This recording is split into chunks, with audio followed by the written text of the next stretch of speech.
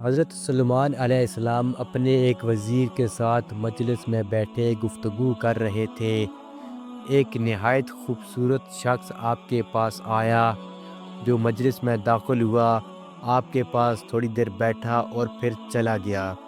اس کے جانے کے بعد وزیر نے حضرت سلمان علیہ السلام سے پوچھا، اللہ کے نبی، یہ ابھی جو شخص آپ کے پاس آیا تھا یہ کون تھا؟ آپ نے ارشاد فرمایا، میرے پاس جو شخص بیٹھا تھا وہ ملک الموت تھا۔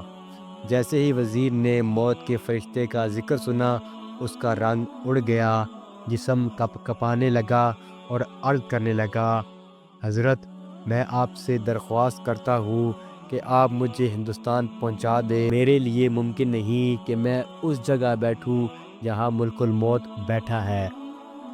حضرت سلمان علیہ السلام نے اس کی درخواست قبول کر لی۔ ہوا کو حکم دیا، اس نے وزیر کو ہندوستان منتقل کر دیا۔ تھوڑی دیر گزری تھی کہ ملک الموت دوبارہ حضرت سلمان علیہ السلام کی مجلس میں حاضر ہوئے۔ وزیر نظر نہ آیا، پوچھا، آپ کا وزیر کدھر گیا ہے؟ آپ نے ارشاد فرمایا، تیرے ڈر اور خوف کی وجہ سے ہوا نے اس کو ہندوستان پہنچا دیا ہے۔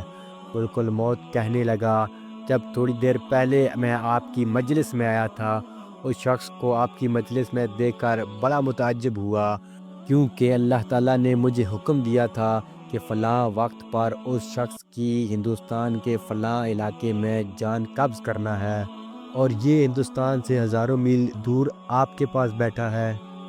سبحان اللہ، اللہ تعالیٰ تقدیر میں لکھے ہوئے وقت اور جگہ کو نہیں بدلتا۔